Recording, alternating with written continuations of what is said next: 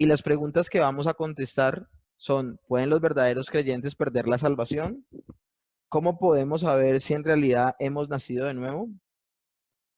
Y la explicación y la base que vamos a estar viéndonos también nos ayudará a contestar las siguientes preguntas. ¿Cómo sabemos que continuamos siendo creyentes toda la vida? ¿Hay algo que impedirá que caigamos y nos alejemos permanentemente de Dios? ¿O por el contrario, hay algo que garantice que continuaremos siendo creyentes hasta que muramos y de hecho vivamos con Dios en el cielo para siempre? ¿O por el contrario, pudiera ser que nos alejáramos de Cristo y perdiéramos nuestra salvación? El meollo del asunto es ese. ¿Puedo perder mi salvación? Bueno, la perseverancia de los santos quiere decir que todos los verdaderos creyentes han nacido de nuevo y serán guardados por el poder de Dios, ya que ellos perseverarán como creyentes hasta el fin de sus vidas y que solo los que perseveren hasta el final, ellos son los que demostrarán que han nacido de nuevo. Les leía también, no sé si alcanzaban a escuchar esa parte o fue donde se cortó. Esta definición tiene dos partes. La primera indica que hay una seguridad que se da a los verdaderos creyentes, a los que han nacido de nuevo, porque con esa afirmación se les recuerda que el poder de Dios es quien los guarda de perder su salvación y que con certeza vivirán por la eternidad con el Señor. Pero también la definición nos da una segunda idea en que pensar. Indica claramente que continuar en la vida cristiana es una de las evidencias de que una persona verdaderamente ha nacido de nuevo. Ahora, es importante mantener presente también este aspecto de la doctrina para que no se dé falsa seguridad a quienes, para empezar, nunca han sido creyentes. Y por otro lado, este asunto es un punto de debate fuerte con otros creyentes, otras personas que se llaman a sí mismos cristianos, pero que tienen un punto diferente de vista acerca de la salvación. Es decir, al interior de la iglesia se han levantado personas que dicen que la salvación sí se pierde y otros que dicen que la salvación no se pierde. Entonces hay que tener en cuenta qué iglesias son las que de tradición dicen que la salvación se pierde. La iglesia wesleyana y la iglesia arminiana. Ahora, entendiendo que la iglesia arminiana tiene grandes secciones y grandes denominaciones, los pentecostales, un gran número de carismáticos y de otras personas que piensan que la salvación evidentemente se pierde y que hay textos que así lo dicen. Mientras que la posición o la denominación reformada, lo que ve en las escrituras, y cuando hablamos de reformada es de bíblica, la iglesia bíblica ve las evidencias abrumadoras en la escritura donde se demuestran que es imposible para alguien que verdaderamente ha nacido de nuevo poder perder su salvación. Términos para esto de nunca perder la salvación: seguridad eterna o seguridad eterna del creyente. Usaba un término que de pronto ustedes no escucharon porque ahí fue donde se cortó, pero yo les hablaba de ese término o de ese dicho: una vez salvos, siempre salvos. Una vez salvos, siempre salvos. Alguien puede escuchar esto y se aterra y dice, ¿cómo está diciendo esto Diego? Si a los únicos que les he escuchado hablar de esto es a los de Creciendo en Gracia. Bueno, los de Creciendo en Gracia tienen una postura de que la salvación no se pierde, pero ellos son heréticos en el aspecto de que solo enfatizan en la gracia de Dios, pero no enfatizan en el propósito por el cual Dios nos salvó. Dios salvó al creyente para formar en el creyente el carácter de Cristo. Es lo que hablamos, resumiendo, en las últimas dos clases de la semana pasada. El Señor nos salvó para formar en nosotros el carácter de Cristo. Y es imposible formar el carácter de Cristo en un creyente si ese creyente no persevera en su proceso de santificación, lo que nos llevó las dos clases pasadas. Entonces, no hay temor de que yo haga esta declaración de que una vez la persona es salva, siempre salva será, en la medida de que no solo se enseñe la salvación por gracia, sino también se enseñe a nosotros trabajar fuertemente por nuestra santificación y demostrar con nuestros hechos que aunque no fuimos salvos por obras, nuestras obras evidencian de que somos verdaderamente salvos. Entonces, yo me pregunto, por ejemplo, los de Creciendo en Gracia que hacen el texto, el verso 10 de Efesios 2, ellos solamente dicen, por gracia soy salvo por medio de la fe, y esto no por obras, pues es don de Dios para que nadie se gloríe. Listo. Pero no citan el verso 10. que todo creyente ha sido creado en Cristo Jesús para buenas obras, las Dios preparó de antemano para que anduviésemos en ellas. Entonces, cuando la doctrina no se da completa, se levantan herejías como las que presentan creciendo en gracia, de que no importa cómo vivas, puedes vivir una vida pecadora, Jesús ya venció al pecado y la muerte, tú no tienes que, y puedes andar en una vida descuidada, no. Eso no tiene ni siquiera presentación, eso no tiene ni siquiera manera de enseñarse y que una persona lo crea. Ahora, incautos caen en esas doctrinas. Una persona que ha sido salva, lo primero que demuestra en su vida es el carácter santo de Cristo. Pero volviendo a las dos posiciones, a la wesleyana como los arminianos, que dicen que la salvación se pierde, una posición bíblica de las escrituras es que la salvación no se pierde. Y nosotros vamos a ver en esta clase un sinnúmero de argumentación bíblica al respecto.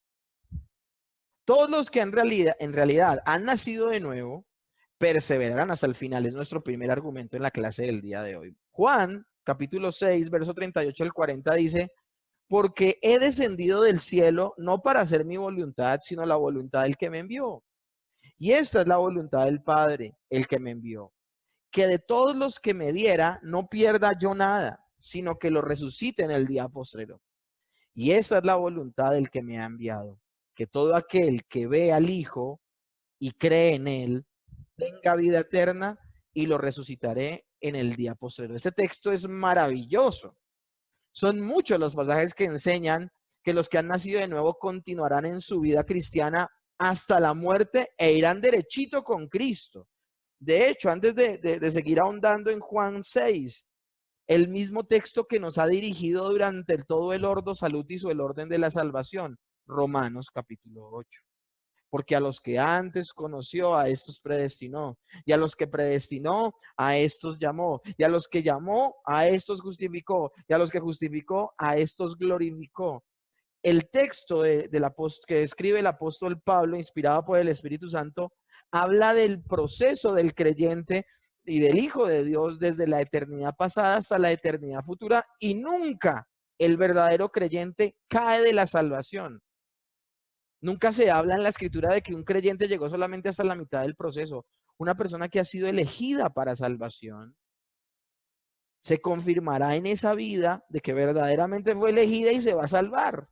Pero bueno, estudiemos Juan 6, del 38 al 40, que me llama la atención. Y esta es la voluntad del que me envió, que yo no pierda nada de lo que Él me ha dado. Está hablando Jesús, Dios el Hijo, diciendo que Él no va a permitir que nada, que lo que el Padre le ha dado se pierda. Es decir, hablando de las ovejas que el Señor le confió. Maravilloso. Juan 10, 27 al 29 dice, mis ovejas oyen mi voz, sigamos hablando de ovejas, y yo las conozco y me siguen, y yo les doy vida eterna, y no perecerán jamás, ni nadie las arrebatará de mi mano. Mi Padre que me las dio es mayor que todos, y nadie me las puede arrebatar de la mano de mi Padre. Cuando dice nunca perecerán, con toda certeza está diciendo, o sea, algunas traducciones de algunas Biblias dicen no solamente nunca perecerán, sino que dicen con toda certeza jamás perecerán. Lo que está diciendo el texto es que nadie que ha sido alcanzado por Dios cae de la mano de Dios. Ahora, hay personas que tienen algunas objeciones al respecto. Objetan a esto que aunque nadie puede sacar de la mano de Cristo a los creyentes, nosotros mismos como creyentes nos podemos salir de la mano de Cristo. Pero eso suena más a un debate sin sentido, porque ¿acaso nadie no incluye también a la persona misma que ha sido alcanzada por la salvación? De hecho, la palabra en Romanos 8, que es el texto que le cité, dice, ni ninguna cosa creada, dice el apóstol Pablo. ¿Quién nos separará del amor de Dios? Ni lo alto, ni lo profundo, ni jueces, ni potestades, ni lo pasado, ni lo porvenir, ni ninguna cosa creada. Y cuando habla de que ninguna cosa creada nos puede apartar del amor de Dios, que es en Cristo Jesús, nos incluye a nosotros mismos. Por esa razón, los que dicen que uno mismo se puede salir de la mano de Dios, están yendo en contra de la Escritura. Nada ha sido creado de lo que ha sido creado puede separar del amor de Dios a un verdadero creyente. Ahora, pero la frase más fuerte de este pasaje es nunca perecerán, que se puede traducir, como les digo, más explícitamente como con toda certeza nunca perecerán. Ahora, los que creen tienen vida eterna. ¿Y no les parece a ustedes que sería una contradicción decir que una persona tiene vida eterna, pero que por sus torpezas perdió la vida eterna? Si a una persona se le ha concedido la vida eterna, se le ha concedido la vida eterna de manera eterna. Esa elección de Dios de vida eterna al creyente durará en el creyente eternamente. O si no, no fue vida eterna. Juan 3:36 dice, el que cree en el Hijo tiene vida eterna. Pero el que rehúsa creer en el Hijo no verá la vida, sino que la ira de Dios está sobre él. Juan 5:24 dice, de cierto os digo, el que oye mi palabra y cree al que me envió, tiene vida eterna y no vendrá a condenación, mas ha pasado de muerte a vida. Todo el tiempo está hablando el Señor de que nadie cae de la gracia. Y Juan 6:47 dice, de cierto os digo, el que en mí cree, tiene vida eterna. Por eso ese cuentico de que el Señor anda borrando del libro de la vida a las personas, no es cierto. No es cierto. Alguien dirá, pero eso lo dice la Biblia. No. La Biblia dice que si fuera posible serían borrados del libro de la vida. Pero les tengo noticias, no es posible. Porque una vez que una persona ha sido anotada en el libro de la vida, jamás será borrada porque fue anotada en el libro de la vida eterna, no de la vida temporal, no de la vida pasajera hasta que la embarres y te tengamos que reclamar. Si no sigues pagando las cuotas de tu televisor, el banco te lo va a coger. Así no actúa Dios. Esto no se refiere a eso. Y toda la clase del día de hoy va a ser una gran argumentación bíblica al respecto. Primera de Juan 5:13 dice, estas cosas os he escrito a vosotros para que creáis en el nombre del Hijo de Dios, para que sepáis que tenéis vida eterna y para que creáis en el nombre del Hijo de Dios. Si es verdaderamente vida eterna lo que tienen los creyentes, entonces es vida que dura para siempre con Dios. Cuando los arminianos ven el término vida eterna, lo ven es como calidad de vida que uno tiene por un tiempo y entonces la puede perder. El término ainoios significa sin fin, no significa calidad de vida, sino significa la duración de esa vida para siempre. Entonces no estamos hablando, cuando el Señor habla de vida eterna, el apelativo habla de la duración, no de la calidad. En eso fallan rotundamente los arminianos y todos los que piensan que se refiere a calidad y no durabilidad. Romanos 8:1 dice, ahora pues, ninguna condenación hay para los que están en Cristo Jesús, porque la pena de sus pecados ha quedado pagada. Romanos 8:30 dice, y a los que predestinó, a esos también llamó, y a los que llamó, a esos también justificó, y a los que justificó, a esos también glorificó. Este pasaje se los he explicado varias veces a ustedes, mis hermanos. Y les he dicho varias veces que el pasaje está hablando de situaciones que aún no han sucedido, como es el caso de la glorificación, pero todo el tiempo el Señor habla en pasado. Esto lo escribió el apóstol Pablo cuando solo tú habías sido predestinado y elegido. Pero lo escribe el apóstol Pablo antes de que tú fueras llamado, porque lo escribió en el primer siglo, lo escribió en el año 1 después de Cristo, en el año 35, 36 después de Cristo.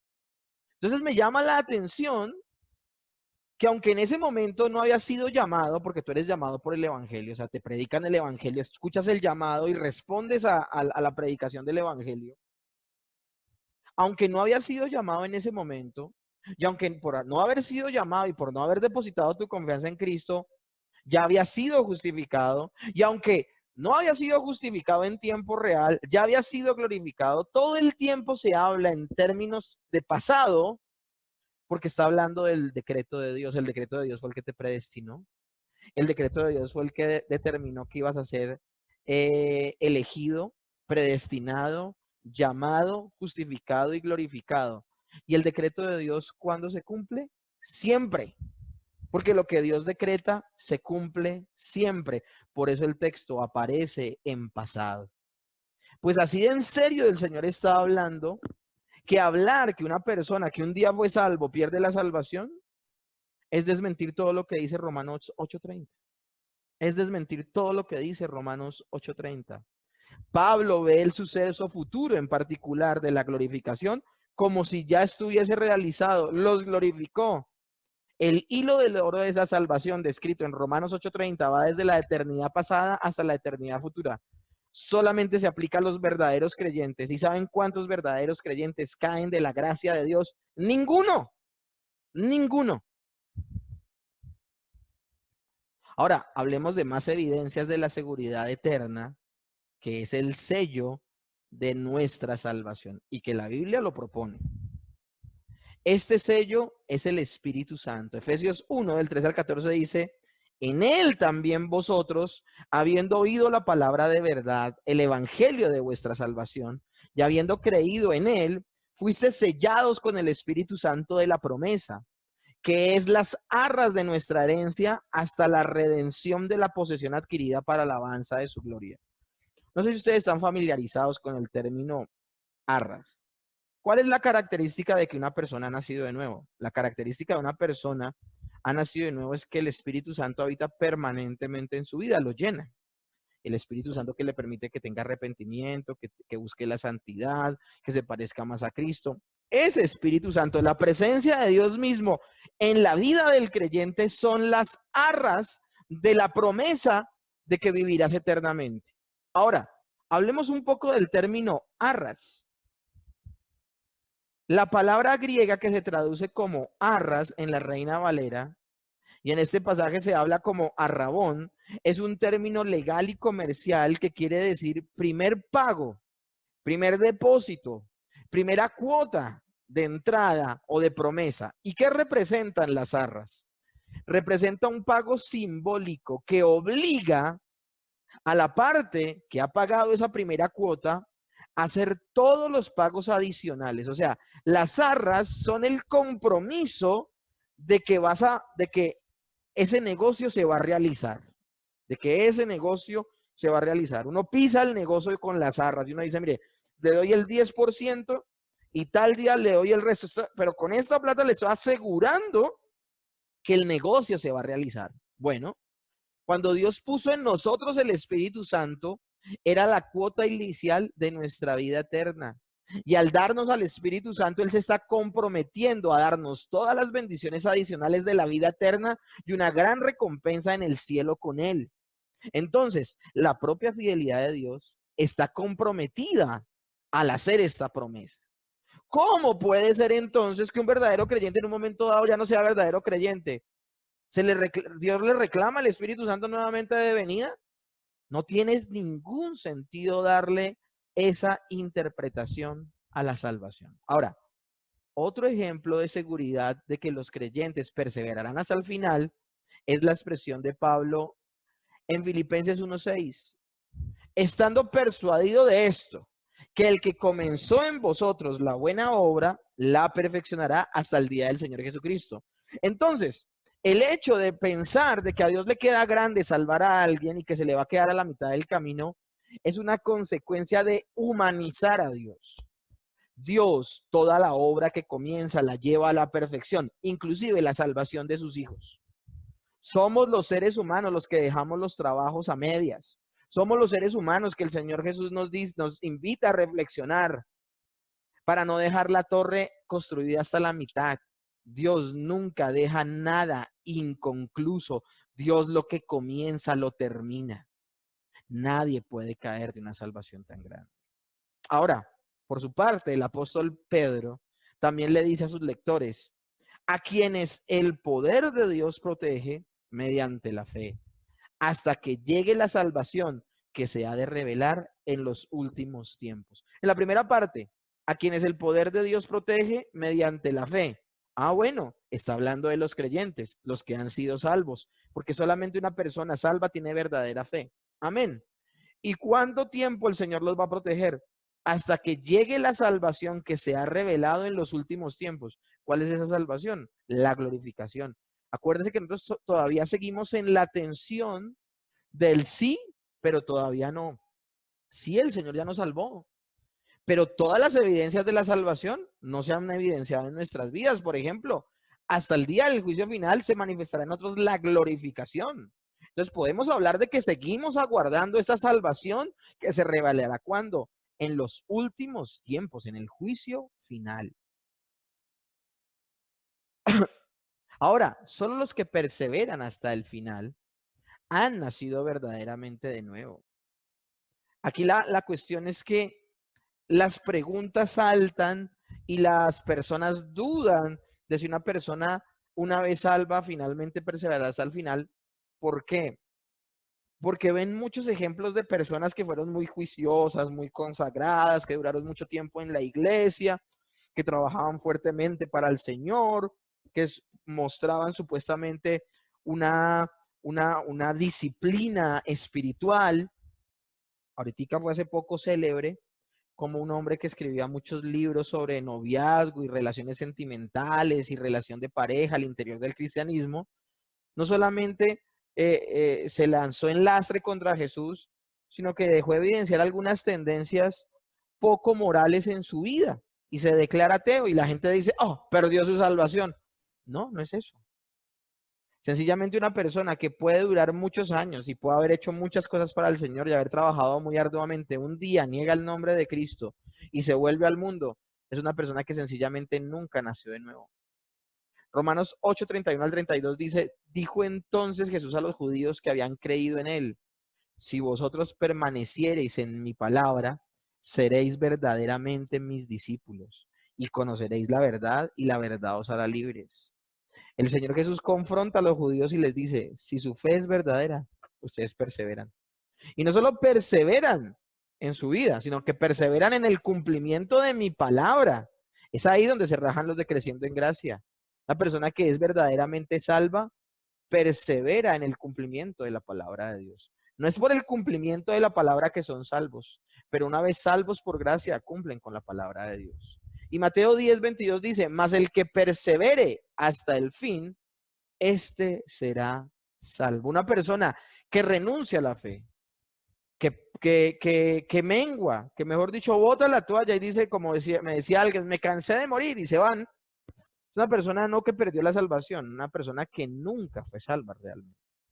Fue aparentemente una persona que fue salva, aparentemente, pero en realidad nunca lo fue. Y la escritura está llena de personas que aparentemente eran salvas, pero sus decisiones demostraron que así no lo fueron. Colosenses 1, 22 al 23 dice, en su cuerpo de carne por medio de la muerte para presentaros santos y sin mancha e irreprensibles delante de Dios. Está hablando de la muerte del Señor Jesucristo y cómo nos justificó y podemos ser vistos delante del Padre sin mancha e irreprensibles. La justificación posicional. Si en verdad permanecéis fundados y firmes en la fe y sin moveros de la esperanza del evangelio que habéis oído, el cual se predica en toda la creación que está debajo del cielo y del cual yo, Pablo, fui hecho ministro. El apóstol Pablo dice, listo, el Señor solo justificó a los que permanecen, a los que perseveran en la fe del Señor Jesucristo. Pablo sabe que aquellos cuya fe no es real, a la larga, dejarán de participar en la comunión con la iglesia y abandonarán la fe. Pablo aquí precisamente en Colosenses también advierte que quienes se mantengan firmes en la fe muestran que son creyentes genuinos. Él dice con tal que se mantengan firmes en la fe sin abandonar la esperanza que ofrece el Evangelio. Es simplemente natural que los escritores del Nuevo Testamento hablen de esta manera, porque se dirigen a grupos de personas que profesan ser creyentes sin poder saber de alguna manera saber el estado real del corazón de toda persona. Puede haber habido algunos en Colosas que se habían unido al compañerismo de la iglesia e incluso que tal vez habían profesado tener fe en Jesús y que habían aún sido bautizados, que hacían parte de la membresía de la iglesia, pero que realmente nunca habían tenido fe verdadera que salva. Miren mis amigos y mis hermanos, tenemos un caso. El apóstol Pedro bautiza a todos los que se autodenominaron como creyentes en Samaria. Maravilloso, o sea, la gente escuchó el evangelio por boca de Felipe, se convirtieron, fue maravilloso. Algunos de ellos, en su decisión verdadera por Jesús, se quisieron bautizar. Pedro va a Samaria, les pregunta, ¿recibieron el Espíritu Santo? No, no lo habían recibido. Lo reciben con el apóstol Pedro. Realmente nacen de nuevo. Algunos de ellos toman la decisión de bautizarse. Bueno, todos los que eran verdaderos creyentes se bautizaron. Y entre ellos, ¿saben quién vino? Simón el Mago. Simón el Mago, que demostraba una aparente fe verdadera. ¿Cuándo se da cuenta Pedro que la fe de Simón el Mago no es verdadera? Cuando lo escucha hablar, cuando pretende comprar el don de Dios con dinero, cuando él piensa que él puede con dinero comprar ese poder de hacer que la gente reciba el Espíritu Santo que supuestamente tenía Pedro y repartía el arbitrio de él. Pedro le dice que la condición de él es terrible por haber querido comprar el don de Dios con dinero. Y él aparentemente fue un creyente. Se bautizó, militó con muchos de los que estaban allí, se camufló en medio de la multitud. ¿Cuántas personas pueden haber en esa posición al día de hoy? ¿Cuántas personas en algún momento, por no haber nacido verdaderamente de nuevo, se cansarán de la simulación de una vida santa y se volverán al mundo, declarando con esto que nunca fueron verdaderos creyentes? ¿Cuándo puede Pablo distinguir entre esas personas y los verdaderos creyentes?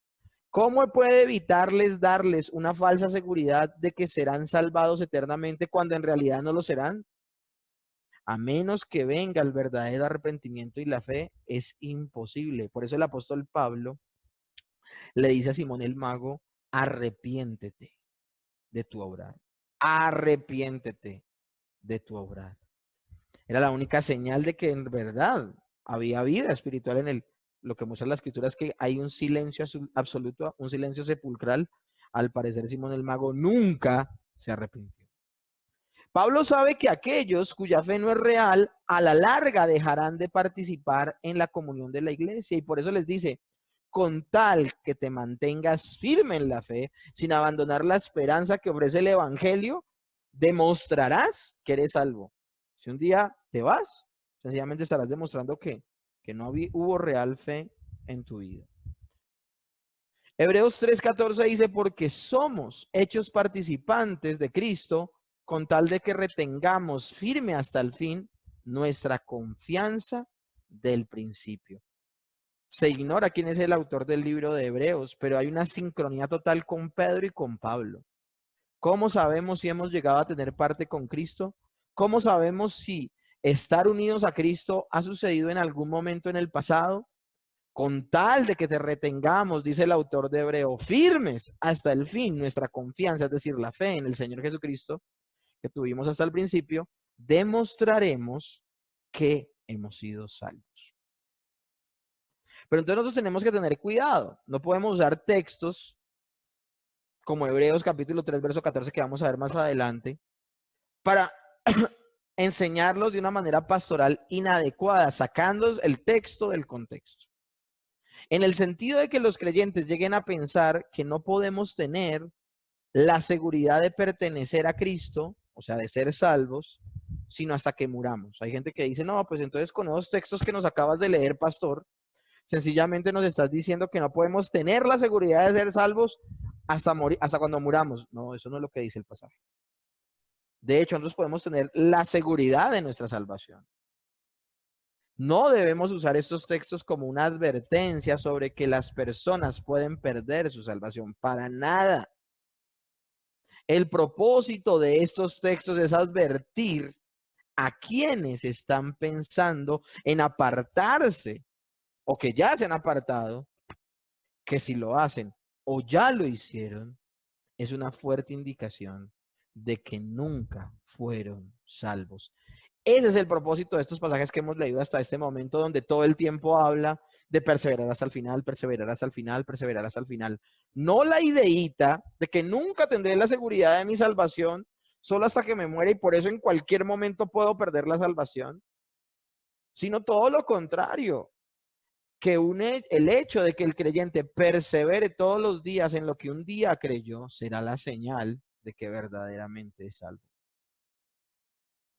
Primera de Juan 2:19 dice, salieron de nosotros, pero no eran de nosotros, porque si hubiesen sido de nosotros, habrían permanecido con nosotros. Pero salieron para que se manifestase que no es de todos nosotros la fe, dice la Reina Valera. Aquí en la Nueva Versión Internacional no lo dice. Alguien me dice, pero pastor, él le dictaba escuela dominical a los niños y usted viera cómo era de consagrado cuando enseñaba. No, pero es que era el pastor de la congregación. No, pero es que era una de las hermanas que más intercedía y más ofrendaba. No, pero es que era, pero es que era, pero es que era. Una persona puede ser el santo más santo al interior de la iglesia, pero si no persevera y flaquea en su fe fue falsa. Porque la fe verdadera nunca perece. Juan dice que los que se han apartado muestran por sus acciones que no eran de los nuestros, que nunca nacieron verdaderamente de nuevo. Alguien veía el testimonio de esta persona que les digo precisamente que hace unas semanas atrás se autodenominó ateo. Una persona lloraba y decía, ay, tan bonito que escribía y perdió la salvación y no sé qué, y dice más, no, nunca fue salvo. Y pudo haber escrito cosas muy edificantes. Y pudo haber tenido, mejor dicho, de los mejores testimonios al interior de la iglesia. Y pudo ser una persona que efectuó, como efectivamente lo hizo, muchos matrimonios. Si esta persona no perseveró hasta el final, demostró. Ahora, y no solo no perseveró, sino que al irse niega el nombre de Cristo y se convierte y se comporta como un total apóstata, está evidenciando que nunca fue salvo. Un tercer punto en el cual debemos nosotros también reflexionar con el tema del día de hoy. Los que finalmente se apartan pueden dar muchas señales externas de conversión. Y esto es importante advertirlo. La Biblia menciona en varios lugares que no creyentes en compañerismo con la iglesia visible pueden en efecto dar algunas señales externas o indicaciones que les hace parecerse o sonar como creyentes genuinos. Yo leo esto y me acuerdo de lo que estoy predicando ahorita en la iglesia. Ahorita en la iglesia estamos predicando las parábolas. Llegamos a Mateo capítulo 13. Y una de las parábolas que no este domingo, sino dentro de 8 días vamos a estar reflexionando es la parábola del trigo y la cizaña. Y cómo habla de que en el momento en que germina el trigo y la cizaña es similar al trigo. Ahora, cuando ya han crecido y cuando ya es tiempo de recoger la cosecha, cuando ya ha crecido plenamente el trigo y cuando ha crecido plenamente la cizaña, es cuando se evidencia qué es trigo y qué es cizaña. O sea, hasta el final. Ahí sí se ve claramente, visiblemente a los ojos del que cosecha, que una es trigo y otra es cizaña, pero en un principio a veces es diferente. Es difícil, perdón, diferenciarlos. Miren lo que dice Mateo 26, 20 al 22 y hacemos una reflexión con respecto a este pasaje. Cuando llegó la noche se sentó a la mesa con los 12 y mientras comían dijo, de cierto os digo que uno de vosotros me va a entregar. Y entristecidos en gran manera, comenzó cada uno de ellos a decirle, ¿soy yo, Señor? Eso quiere decir que la noche en que el Señor Jesús declaró la traición de Judas, 12 personas en esa mesa creyeron ser Judas. Y no estoy diciendo que supieran que Judas era el traidor, sino que 12 personas se autodenominaron ellas mismas poder ser el traidor antes que dudar de Judas. ¿Por qué los mismos consiervos, por qué los mismos compañeros de Judas no dudan de Judas? Porque han visto su testimonio íntegro, porque habían visto su comportamiento, porque habían visto que era una de las personas más allegadas al Señor, porque habían visto que en esa noche en particular Judas está sentado a un lado de Jesús y Juan está sentado al otro lado de Jesús. Y al lado que está sentado Judas de Jesús es el puesto donde se sentaba la persona de más alto honor en una cena judía, en una cena de Oriente. Por esa razón era tan cercano a Jesús que Jesús pudo darle el bocado en la boca, mojar su pan en su bebida y dárselo de comer en la boca a Judas. Si Judas hubiese estado en una posición lejana de la mesa, si hubiese estado al frente de la mesa o estuviera en una posición más lejana, el Señor no se hubiera podido extender y darle en la boca. Pero es que Judas estaba sentado al lado del Señor, demostrando el lugar de dignidad que tenía Judas en medio de los 12. No porque Jesús ignorara quién era Judas. Jesús supo todo el tiempo quién era Judas, sino sencillamente como dándole oportunidad a Judas de que ojalá se comportara de otra manera, pero finalmente Judas nunca creyó que Jesús era el Mesías, nunca lo creyó. Lo tremendo del asunto es lo siguiente: sus 11 consiervos tenían a Judas como un verdadero creyente al punto de dudar primero de ellos mismos que dudar de Judas. Por eso cuando Judas sale de la cena, toda la gente dice, se fue a comprar algo que el Señor le dio, él cuida la bolsa. Y el mismo Señor le dice, lo que vayas a hacer, hazlo pronto. Uno como conoce ya al final de la historia, uno como si ya se ha visto el spoiler, uno sabe que se está hablando de, vaya y traicióneme rápido. Pero él teniendo la bolsa y Jesús decirle, lo que vas a hacer, hazlo pronto, el resto de los 11 dijeron, el Señor le encomendó una misión muy importante a Judas y él se va a ir rápido a hacerla. Por eso nadie dudó de Judas. ¿Cuántas personas pueden haber al interior de la iglesia que demuestran señales de ser verdaderos creyentes y no lo son? Y un día esas personas que no lo son dejarán de militar en la obra de Dios y se perderán. Es siempre claro saber cuáles personas entonces al interior de la iglesia tienen fe genuina que salva y cuáles tienen simplemente una persuasión intelectual de la verdad del evangelio, pero no tienen una fe genuina que permea su mente, sus emociones y su voluntad. Pues la respuesta a esta pregunta es no. No siempre es fácil determinarlo. No siempre es fácil ver quién tiene una verdadera fe. La Biblia menciona en varios lugares que no creyentes, en compañerismo con la iglesia visible, pueden en efecto dar algunas señales externas o indicar que son verdaderos creyentes. Pueden sonar, pueden verse como creyentes genuinos. Tan convincente era el patrón de comportamiento y conducta de Judas, que los demás consiervos de él y discípulos del Señor Jesucristo no lo vieron nunca como un sospechoso de traición. Juan 6:64 dice, pero hay algunos de vosotros que no creen, porque Jesús sabía desde el principio quiénes eran los que creían y quién era el que lo había de entregar. Los discípulos mismos no lo sabían, pero Jesús sí lo sabía. Gálatas 2:4 dice, y esto a pesar de los falsos hermanos introducidos a escondidas, que entraban a espiar nuestra libertad que tenemos en Cristo Jesús para reducirnos a esclavitud. Cuando el apóstol Pablo cita este texto, estaba hablando de engañadores que se introducen en la iglesia como verdaderos creyentes y nadie se las pilla porque las señales son tan parecidas a los verdaderos creyentes que es imposible reconocerlos. Ahora, 2 Corintios 11:26 dice, peligros entre falsos hermanos. El apóstol Pablo está describiendo todos los peligros que ha pasado. Peligros de naufragios, peligros al ser azotado, peligros al ser azotado, al haber sido perseguido. Y dice peligros entre los falsos hermanos. El apóstol Pablo sabía que aún dentro de las iglesias a las cuales él predicaba y escribía, había falsos hermanos que buscaban hasta la muerte hacerle daño.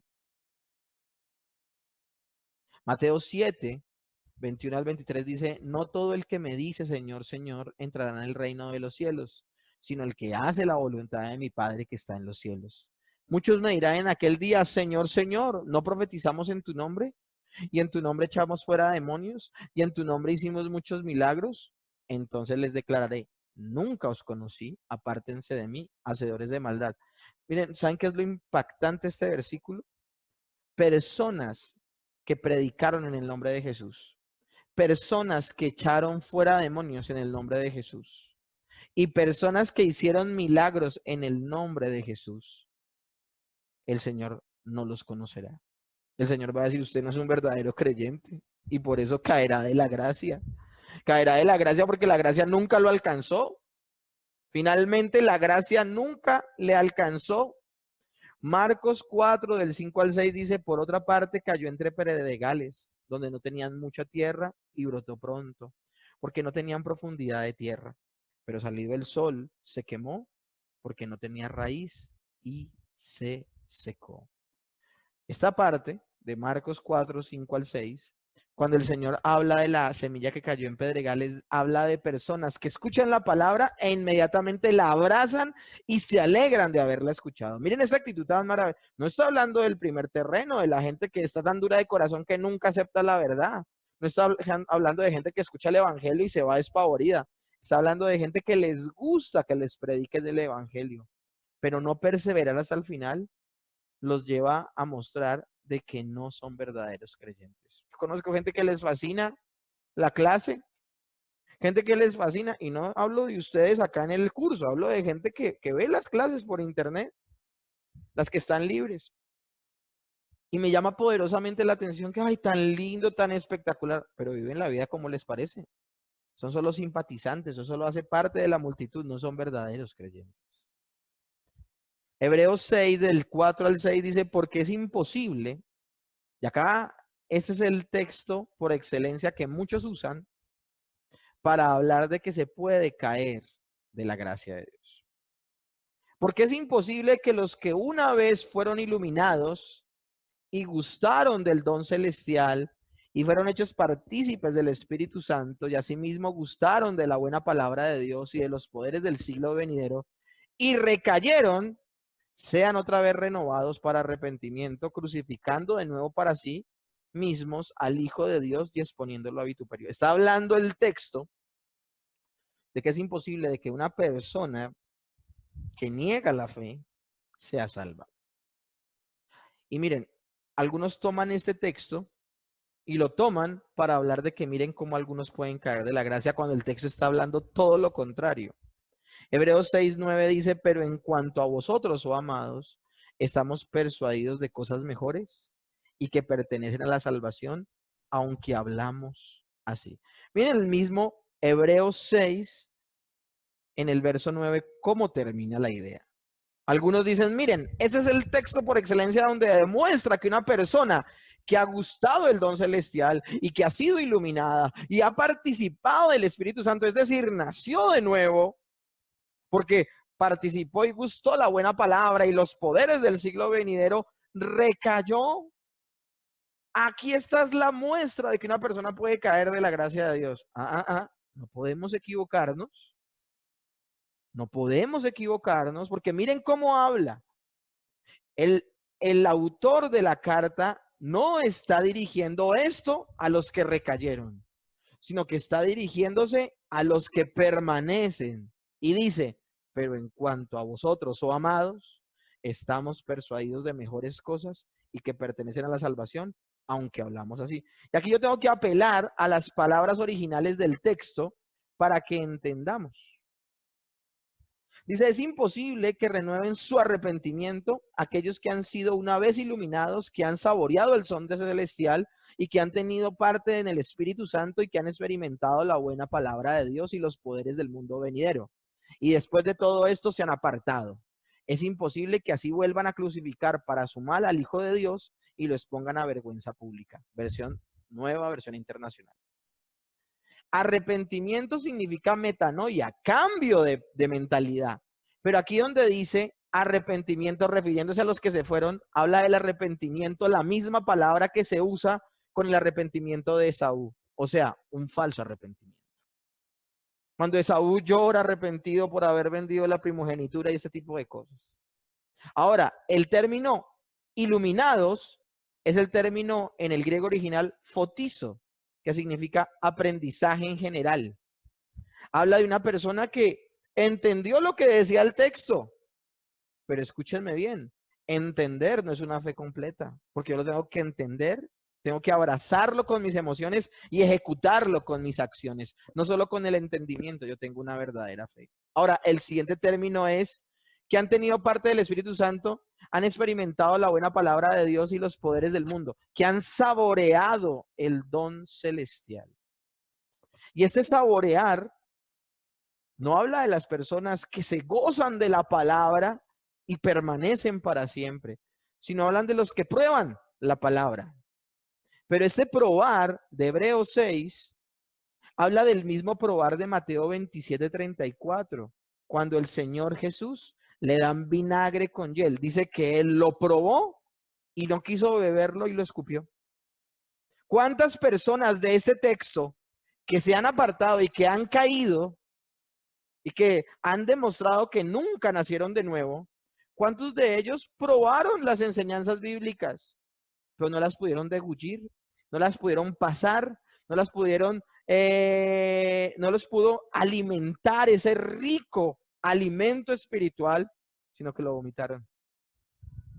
Y finalmente dice, y los que tuvieron parte, el término en griego metocos, que significa asociación en sentido flojo o leve, sencillamente la multitud. Lucas 5:7 habla de pescadores de otra barca que fueron beneficiados con la pesca de Pedro. Recibieron la pesca, la multiplicación de los peces, la pesca milagrosa. Maravilloso esto. Recibieron el beneficio. Pero ¿quién esa mañana nació de nuevo verdaderamente? Pedro. El Pedro que le dice a Jesús, apártate de mí porque soy hombre pecador. Los de las otras barcas estaban felices, que venga mañana y nos vuelva a llenar las barcas. Pedro está siendo confrontado porque verdaderamente se había arrepentido, verdaderamente había sido iluminado, no un aprendizaje general, sino que lo que había entendido, había tocado sus emociones y aún su voluntad, al punto de que esa mañana lo abandonó todo y siguió a Jesús. No sencillamente probó la palabra de Dios, sino que él no se veía en otro lugar. ¿A dónde iremos si solo tú tienes palabras de vida eterna? Y en verdad hizo parte de la familia de Dios. Cuando aún muy a pesar de haber negado al Señor 3 veces, el Señor lo restaura y lo levanta, porque la persona que es creyente verdadera, así tenga tropiezos en el camino, perseverará hasta el final. No será autocomplaciente con su pecado. Si se dan cuenta, donde falló Pedro, no volvió a fallar, no volvió a dejar en vergüenza el nombre de Cristo y no lo volvió a negar. Finalmente, Hebreos 10:26-27 dice, si después de recibir el conocimiento de la verdad, pecamos obstinadamente, ya no hay sacrificio por los pecados. Solo queda una terrible expectativa de juicio, el fuego ardiente que ha de devorar a los enemigos de Dios. Si después de haber recibido el conocimiento correcto, y miren, personas que asisten a iglesias bíblicas deberían temblar con esto. Entiendo, y tuve una discusión con una persona todo el día, pero le han enseñado mal. Y uno hasta a esa gente le tiene paciencia y misericordia y uno les enseña.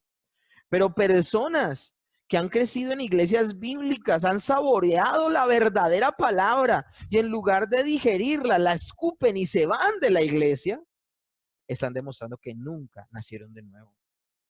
Esto entonces se convierte en lo que dice Hebreos en el capítulo 6 y en el capítulo 10, se convierte en una fuerte advertencia, pero no en una prueba nunca de que alguien puede caer de la salvación o la puede perder. Entonces, mis hermanos, ¿qué puede dar el creyente de seguridad genuina? ¿Tengo una presente confianza en Cristo para salvación? La pregunta. Si yo muero esta noche y compareciera ante el tribunal de Dios y Él me preguntara por qué tendría que permitirme entrar en el cielo, ¿yo qué respondería? ¿Empezaría yo a pensar en mis buenas obras y a depender de ellas?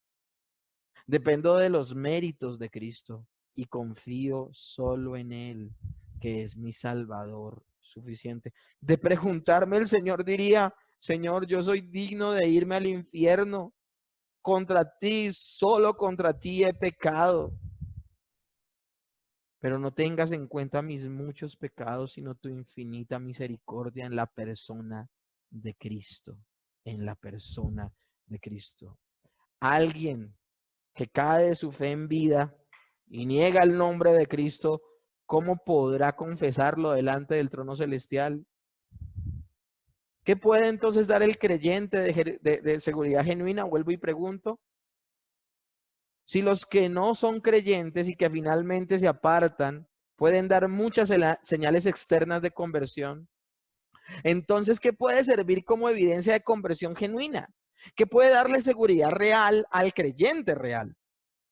Podemos mencionar 3 categorías de preguntas. que una persona puede hacerse a sí misma. ¿Tengo una confianza presente en Cristo para salvación? ¿Tengo hoy confianza en Cristo que perdona mis pecados y llevarme sin culpa al cielo para siempre? ¿Tengo confianza en mi corazón de que Él me ha salvado? Miren, estas no eran las seguridades de Judas. Judas nunca vio a Jesús como el Salvador. Lo vio como un estadista, como un predicador, como un profeta más, pero nunca lo vio como el Hijo de Dios que podía salvarlo de sus pecados. Esa es la diferencia entre un creyente y uno falso.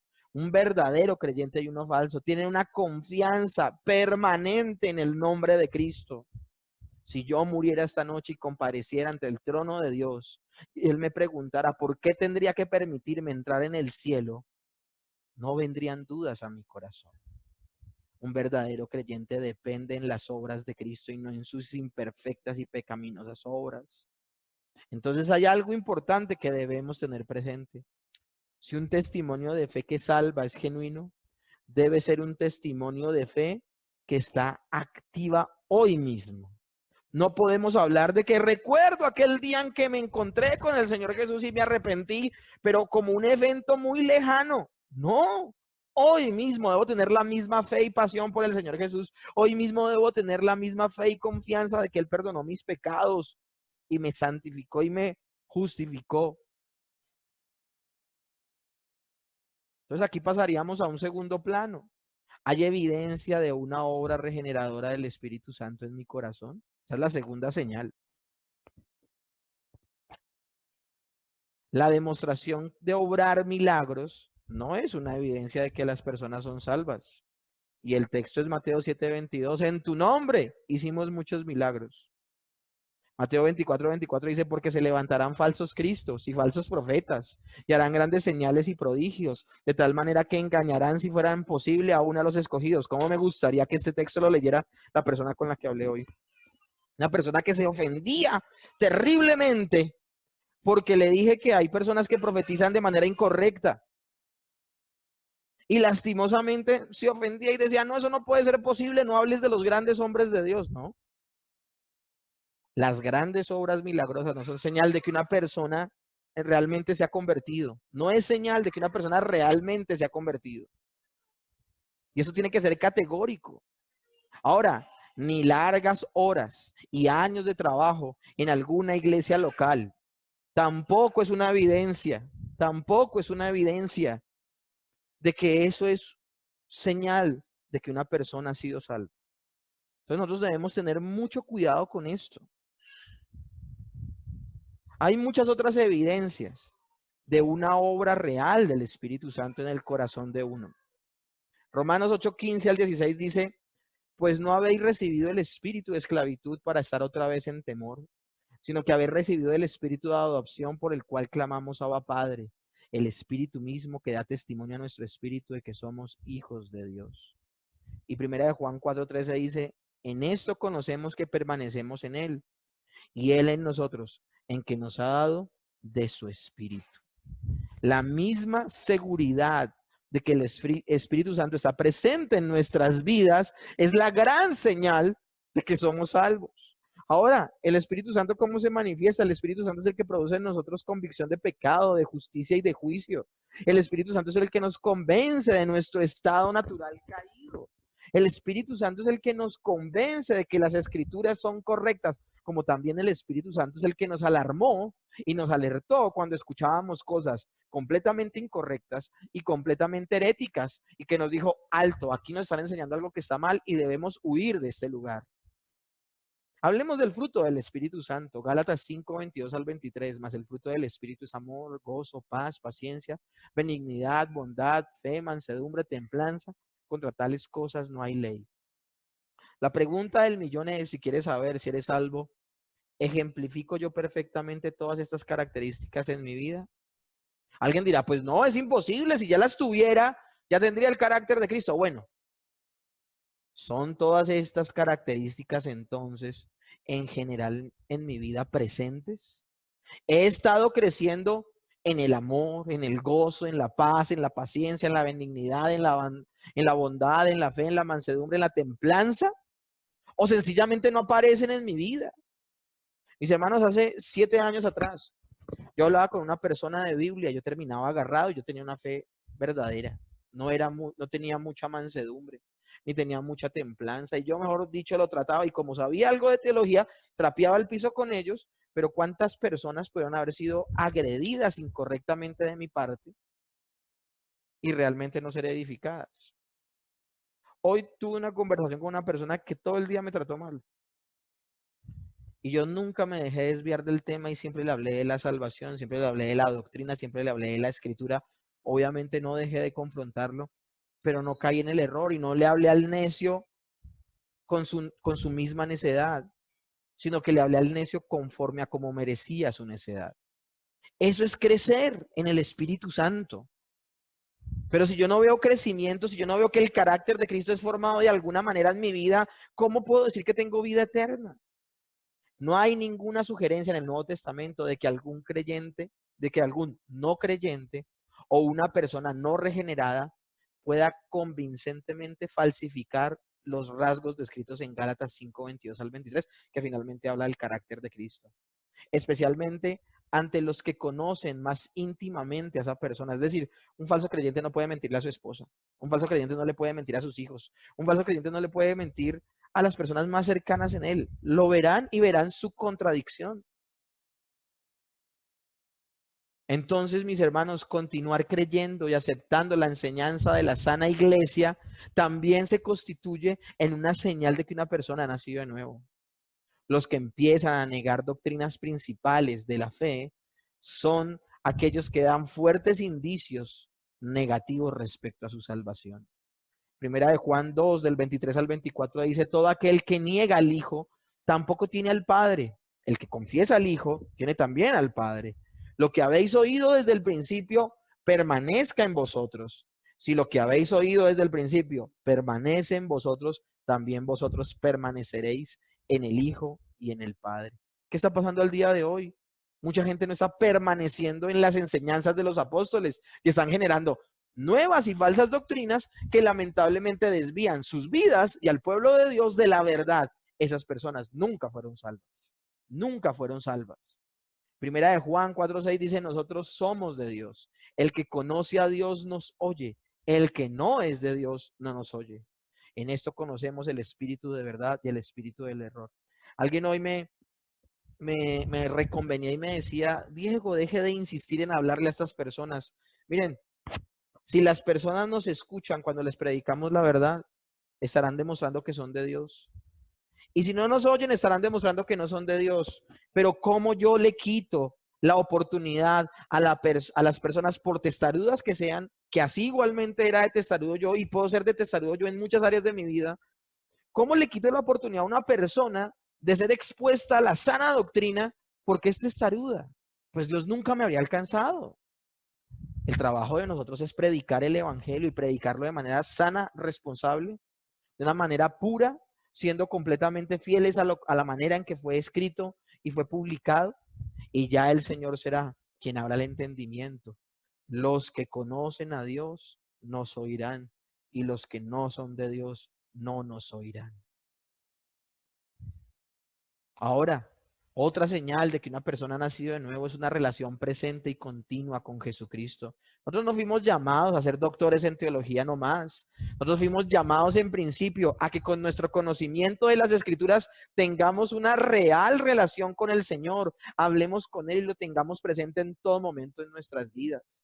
Que dependamos de Él, que nos mantengamos en Él. Esa es la enseñanza de Juan 15. Permaneced en mí y yo en vosotros. Como el pámpano no puede llevar fruto por sí mismo, sino que permanece en la vid, así tampoco vosotros, si no permanecéis en mí. Yo soy la vid, vosotros los pámpanos. El que permanece en mí y yo en él, éste lleva mucho fruto, porque separados de mí, nada podéis hacer. El que en mí no permanece será echado fuera como pámpano y se secará, y los recogen y los echan en el fuego y arden. Si permanecéis en mí y en mis palabras y si mis palabras permanecen en vosotros, pedid todo lo que queréis y os será hecho. Lo increíble de este pasaje, mis hermanos, es si permanecen en mí. Todo este mandato cruza todas las escrituras. Si permanezco en el Señor, llevaré fruto, pero si no permanezco en Él, no llevaré fruto y mi destino será ser condenado. Una vida de obediencia a los mandamientos de Dios entonces se convierte, que es lo que habla también Juan capítulo 15, se convierte en una señal más de una persona que ha nacido de nuevo. El que dice yo le conozco y no guarda sus mandamientos, tal es mentiroso, y la verdad no está en él. Pero el que guarda su palabra, en este verdaderamente el amor de Dios se ha perfeccionado. Por esto sabemos que estamos en él. El que dice permanecer en él debe andar como él anduvo.